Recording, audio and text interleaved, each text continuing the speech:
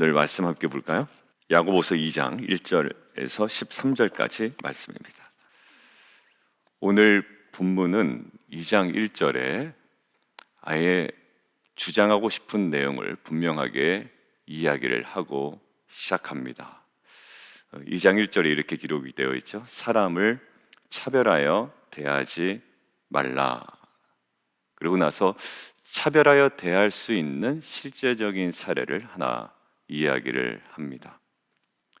너희가 만일 회당에 금가락지를 끼고 아름다운 옷을 입은 사람이 들어온다면, 그리고 또 한 사람이 들어오는데 남루한 옷을 입은 가난한 사람이 들어온다면, 아름다운 옷을 입은 사람에게는 여기 좋은 자리에 앉으십시오 라고 이야기를 하고, 가난한 자에게 말하되 너는 거기 서 있든지 내 발등상 아래 앉으라, 이렇게 할 수 있다는 얘기죠.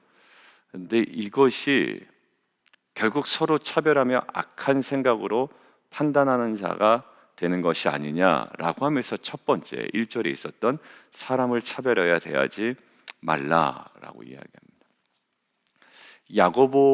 야고보서는요, 그 믿음 그리고 행위 이것의 대립적인 내용 같지만 사실 공동서신서의 공통적인 특징이 뭐냐면 잘못된 가르침과 오해로부터 성도들을 바로잡고자 하는 것이 첫 번째가 있습니다. 그리고 공동서신에 더 큰 하나의 공통분모가 뭐였다고 그랬죠? 외부적인 핍박으로부터 성도들을 격려하기 위함. 이 두 가지가 거의 공통분모예요. 그러니까 베드로전서 같은 경우에는 어떤 거에 더 집중해 있죠? 외부적 박해로부터 성도들을 격려하고 복음으로 도전하기 위한 겁니다. 근데 베드로 후서는 공동서신의 두 번째 주제가 딱 맞물려 있어요. 거짓 교사, 잘못된 가르침, 그로 인한 오해로부터 그들을 바로잡고자 하는 베드로의 권면이죠. 그러니까 공동서신은 이 두 가지가 거의 동시에 혹은 하나가 강조가 되는데요. 오늘 야고보서는 전체적으로 이제 후자 쪽에 가깝습니다. 믿는다고는 하는데 결국 삶이 보니까 어때요? 믿지 않는 사람 같은 거예요. 왜요? 이웃에 대하여 그리고 이렇게 차별하는 모습을 보니까 이게 구원받았다고 하는 공동체가 이래서 되겠나? 라고 해서 그에 대한 반작용으로 행위를 강조하는 것이지 구원론을 이야기하기 위한 행위를 이야기하는 것이 아님을 우리는 유념해야 됩니다. 나 구원받았다, 나 성도다, 신자다라고 이야기하는데 좀 이상한 모습이 보이는 거예요. 그러니까 그 모습을 가지고 이제 야고보는 이야기를 하고 있는 겁니다. 자, 차별하지 말라. 그런데 2절과 4절에 있는 그 내용이 사실 오늘 우리는 딱 보기에 우리도 어떻게 이럴 수가 있어 라고 하지만 우리의 일상생활에 자연스럽게 생기는 구별이 있습니다. 그렇죠? 이 귤이 맛있을까? 저 귤이 맛있을까? 구별해서 사죠. 이 수박인가? 저 수박인가? 유익한 구별입니다. 그렇죠? 유통기한이 이것이 오래되어 있는지 아니면 이게 더 오래 가는지. 우리 안에 구별은 굉장히 많은 요소 가운데 드러나요.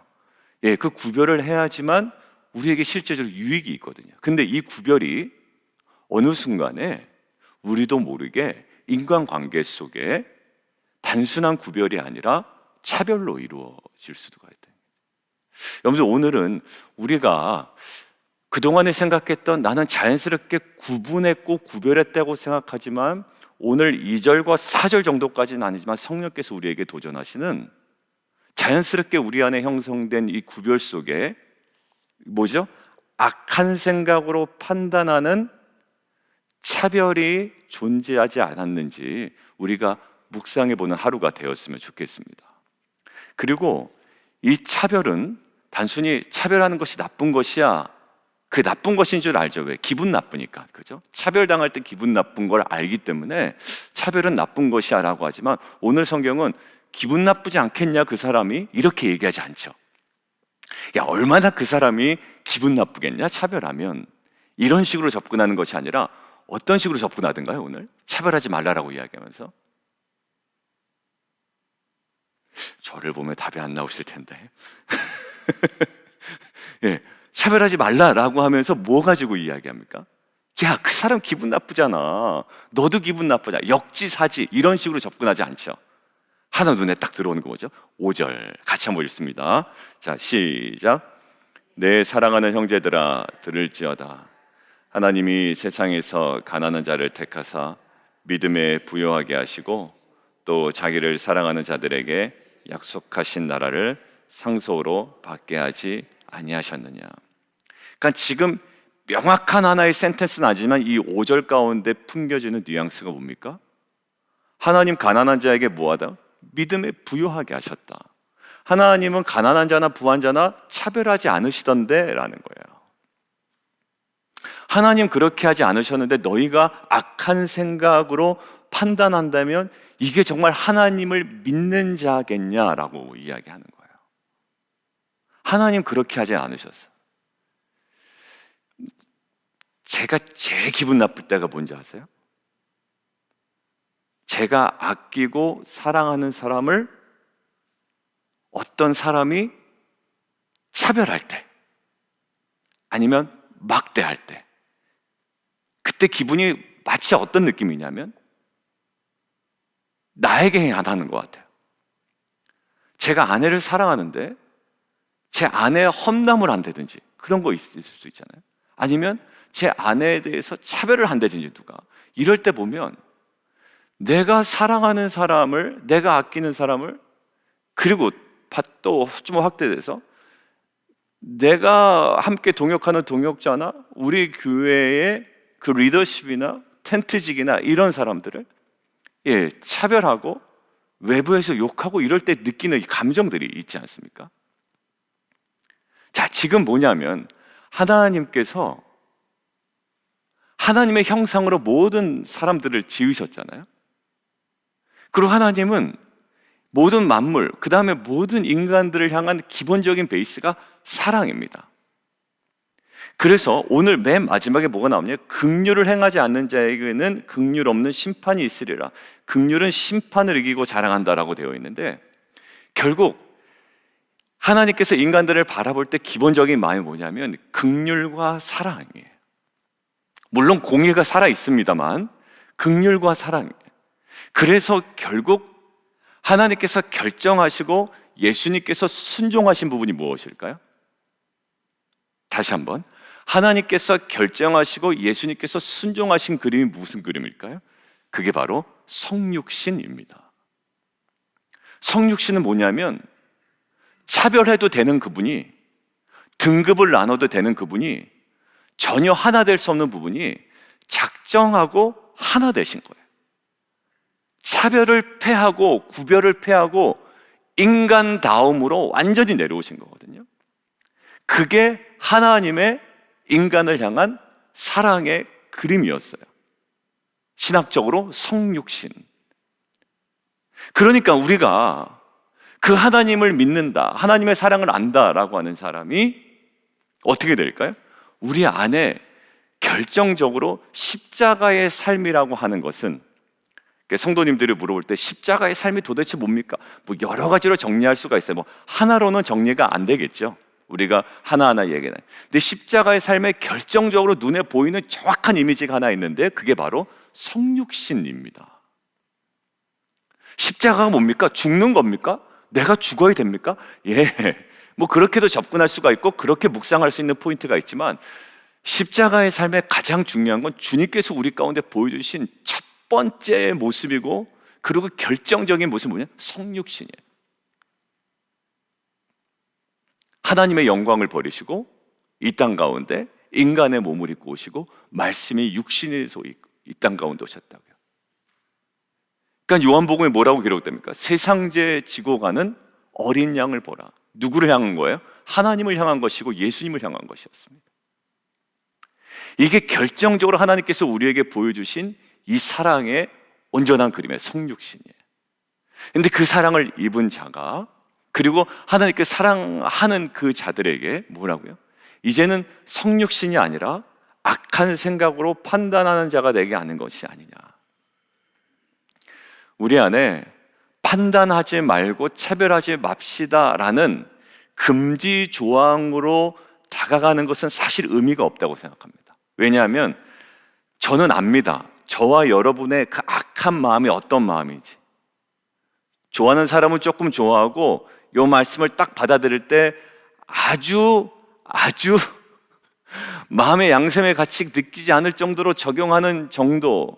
제일 어떻게 보면 또 악한 생각으로 적용하는 게 뭐냐면 차별하진 않겠어? 그러나 아무 감정도 주지 않는 거예요. 딱 보면 무관심이죠. 쳐다봐야 되는데 쳐다보지도 않고 바라보지 않고. 하나님이 쳐다보지 않은 게 어떻게 완전히 인간의 몸을 입고 오셨잖아요. 그러니까 차별하지 맙시다 라고 하면 우리가 어떠냐면 그래 내가 불이익은 주지 않겠어 정도로 생각하는 경우가 있을 수 있다는 얘기죠. 내가 최소한 그에게 불이익은 주지 않겠어. 근데요, 하나님께서 우리에게 불이익을 주지 않기 위하여 오신 것이 아니라 우리에게 뭐예요? 생명을 주기 위해 오셨고 구원을 주기 위하여 오셨다라는 거예요. 많은 금지 조항이 있긴 합니다만 오늘도 마치 1절에 있는 것 차별하여 대하지 말라라고 이야기하지만 마지막에 뭐를 얘기합니까? 긍휼은 심판을 이기고 자랑한다라는 거예요. 왜냐하면 우리가 다 잘할 수 있습니다. 어제도 얘기했지만 정말 하나님께서 원하시는 경건은 뭐라고요? 내가 원하는 사람, 친구들한테 되게 잘해줄 수 있어요.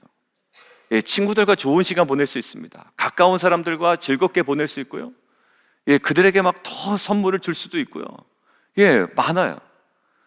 근데 그거가 경건이 아니라는 거예요. 야고보서 강조해 그 누구나 다 한다. 야, 친한 친구들이랑 너 마음에 맞는 사람들이랑 즐겁게 시간 보내는 게 무슨 그게 복음적인 거냐. 어제 특정한 인물들을 계층들 얘기했죠. 뭐라고요? 고아와 과부예요. 고아와 과부. 아무런 나랑 상관이 없는, 그리고 사회에서도 누구도 관심 갖지 아니하는, 나도 관심 갖지 않지만 그들도 관심 갖지 아니하는. 신약 성경에서 구약 성경에서 고아와 과부는 뭐냐면 가장 하층민이에요. 경건은 뭐냐? 그냥 내가 마음에 맞는 사람들을 조금 더 섬겨주고 이것이 사랑입니다라고 그냥 자위하는 것이 아니라 그 사람들을 향하여 어제 뭐라고 그랬죠? 환난 중에 돌보는 것이라고 했어요. 구원받았다고 성도라고 한다면 이것들 얘기하죠. 오늘 얘기하는 거예요.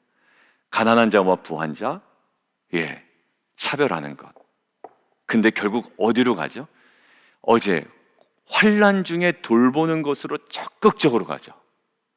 경건은 그 사람들을 무시하면 안 돼가 아니에요. 야, 고아 과부 무시하지 말아라 너네. 거기도 하나님의 형상이야 라고 아니라 환난 중에 돌보는 데까지 가버리는 거예요. 하나님의 나라는 그때 이루어집니다. 복음과 하나님 나라 우리가 그냥 그들을 단시 무시하지 않는 공동체가 아니라 환난 중에 돌보는 공동체가 오늘 뭐예요? 긍휼. 긍휼은 뭔지요? 심판을 이기고 자랑하느니라. 여러분들 여기 보면 우리 마태복음 하나만 찾아볼까요? 마태복음 9장 한번 보겠습니다. 마태복음 9장.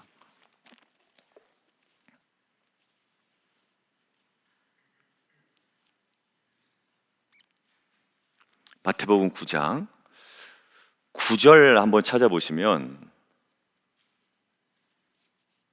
마태라는 사람을 불러요. 세리잖아요. 나를 따르라. 그러니까 이제 예수님께서 따르는 마태의 집에 가서 음식을 막 먹는데 세리와 죄인들이 와서 예수들과 함께 북적북적합니다. 그러니까 제일 어떻게 보면 혐오스러운 인물들이 예수의 옆에 붙어 있는 거예요. 그러니까 바리새인들도 딱 등장하죠. 어떻게 너희 선생은 세리와 죄인들과 함께 잡수시느냐? 그러면서 이제 우리가 잘 아는 12절에 건강한 자에게는 의사가 쓸데없고 병든 자에게라야 쓸데가 있다 라고 이야기하면서 13절 같이 한번 읽을까요? 시작. 너희는 가서 내가 긍휼을 원하고 제사를 원하지 아니하노라 하신 뜻이 무엇인지 배우라. 나는 의인을 부르러 온 것이 아니요 죄인을 부르러 온다. 여러분들 여기 뭐냐면 내가 긍휼을 원하고 제사를 원하지 아니하노라. 여기가 뭘까요? 호세아 6장 6절이에요. 호세아 6장 6절에 나는 인애를 원하고 제사를 원하지 아니하며 번제보다 하나님 아는 것을 원하노라. 아무리 제사 드리고 너희가 그것에 만족하지만 제사보다 더 중요한 게 있어 라는 거예요. 그러니까 지금 예수님께서 그렇게 얘기한, 호세아에 그렇게 기록한 뜻과 의도가 무엇인지 바리새인들 보고 좀 잘 한번 묵상해 보라는 거예요. 제사를 드리지 말란 얘기냐? 아니야. 그런 얘기가 아니야. 그렇게 얘기한 뜻이 무엇인지를 정확히. 제사를 원하지 않으신다고 말씀하신 것은 제사가 필요 없어서 원하지 않는다라고 얘기하신 것은 아니죠. 하나님 앞에 드리는 제사는 구약시대 때 매우 중요했습니다. 매우 중요했습니다. 그러나 하나님께서는 긍휼이 없는 제사는 받지 않으신다라는 거예요. 그러므로 긍휼이 빠지면 안 됩니다. 우리 안에 예배를 드리고 섬기고, 근데 섬기는 대상이 누구예요? 고아와 과부, 그리고 가난한 자. 우리끼리 막 축하하고 즐거워하는 게 아니라, 그러니까 너희가 긍휼, 섬김이 어디? 그러니까 그러고 보니까 좀 굉장히 죄송하고, 우리 교회가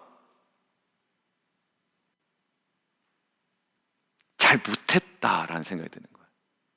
우리끼리는 정말 잘 섬겼습니다. 그죠? 근데 성탄에, 연말에, 그리고 연초에 이 말씀을 대할 때 한번 생각을 해보니까 정말 고아 과부를 우리가 섬겼나? 개인적으로든지 교회로, 아마 개인적으로 섬기신 분들이 있을 겁니다. 근데 교회적으로, 그리고 또 저 개인적으로 그냥 내 없는 것에만 그냥 있었고, 그냥 거기서만 그냥 생각이 들었던 거예요. 근데 오늘 야고보서는 우리에게 좀 강하게 얘기하는 겁니다.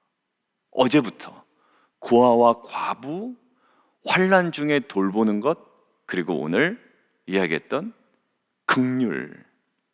제사는 드렸잖아요. 예배는 드렸잖아요. 예배 좋았습니다. 송구영신 예배 때 이 세 가지 말씀으로 함께 가족과 기도할 수 있어서 좋았습니다. 예, 성도님들 말씀하시고 저도 같이 찬양하고 기도하면서 내년엔 좀 이렇게 하면 좋겠다, 여러 가지 생각을 했지만, 정말 인애를 원하고 제사를 원하지 아니한, 번제보다 하나님 아는 것을 원하노라. 오늘 마태복음 12장 7절에도 뭐라고 나왔냐면 나는 자비를 원하고 제사를 원하지 아니하노라 라고 이야기합니다. 똑같이 얘기하신 거예요. 마태복음 9장 13절에 내가 긍휼을 원하고 제사를 원하지 아니하노라 라고 했는데 12장 7절에 막 성전에 이제 그 다윗이 그들과 함께 시장할 때 막 먹었던 거 보지만, 왜냐하면 안식일에 그 밀밭 사이로 가서 막 시장에서 이삭을 잘라 먹는 장면이에요. 또 막 율법을 어긴다고 막 이러는 거예요. 자, 그때 7절에 나는 자비를 원하고 제사를 원하지 아니하노라 하신 뜻을 너희가 알았더라면 무지한 자를 정죄하지 않았으리라. 여러분들 이게요, 적용이 어떻게 되죠? 다르게 넓게 적용되죠. 이 야고보서까지 오는 겁니다. 같은 말을 가지고 두 번 적용하시잖아요. 아까는 뭐예요? 죄인들하고 세리들하고 밥 먹을 때 막 뭐라고 하던 바리새인들에게 이야기를 했고요. 지금은 안식일에 밀밭 사이에 가서 막 지금 배고파서 먹은 사람들을 정죄하는 사람에게 이것들을 또 적용하는 거예요. 그러니까 신앙에 대한 핵심을 놓치고 오히려 신앙이라고 이야기하는 자에게, 저와 여러분에게 오늘 말씀하시는 거예요. 마치 저에게 연말에 뭐 했냐? 라고 하는 거예요. 연말에 뭐 했냐? 예, 좀 예배도 있었습니다. 여러 가지 많은 일도 있었습니다. 그래, 다 좋은데 정말 오늘 본문의 근거예요. 저와 여러분에게. 여러분들 결국 자비를 원하고 제사를 원하지 아니하노라 하셨는데, 에베소서 2장을 보니까요, 에베소서 2장과 2장 4절 5절 보면 긍휼이 풍성하신 하나님이 우리를 사랑하신 그 큰 사랑을 인하여 결국 뭐죠?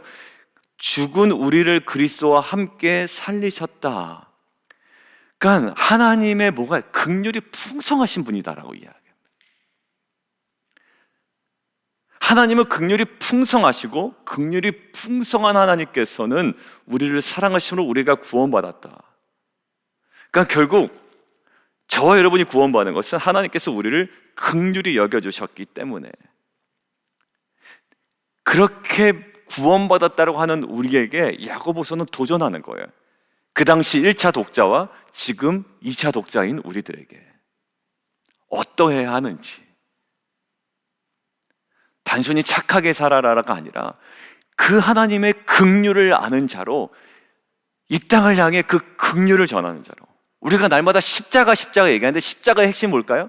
그 아까 얘기한 성육신이었고, 성육신의 핵심이 뭐냐면 세상을 향한 긍휼함으로 나아가는 것. 단순히 몇 가지 기준 정해놓고 그것에 대한 행동을 몇 가지 했다고 해서 십자가가 아니라 가장 근원적으로 우리 안에 계속 끌어야 되는 것이고, 우리 안에 역동적으로 역사하는 것은 하나님의 우리를 향한 사랑, 세상을 향한 긍휼이었어요. 야, 믿음 있다고 해서 그렇게 못해 라고 하는 정죄가 아니라 그 긍휼을 아는 자로 이제는 그 심판을 이기고, 오늘 뭐라고 되어 있죠? 자랑하느니라 라는 그 긍휼이 역동적으로 역사하는 그 한 공동체. 저와 여러분의 삶 가운데 그 하나님의 긍휼과 그 사랑이 회복되기를 원하고, 그 회복된 그 긍휼과 사랑이 이제는 멈춰 있는 것이 아니라 특정한 편중된 대상에게만 가는 것이 아니라 정말 소외된 고아와 과부를 향해서. 오늘 이 말씀에 순종함으로 이 긍휼을 원하고 제사를 원하지 아니한다라는 그 뜻이 무엇인지를 좀 생각해 보라는 예수님의 권면과 이 야고보의 도전이 우리 안에 다시 한번 회복되는 귀한 은혜가 있기를 원합니다. 우리 함께 기도하며 나가도록 하겠습니다.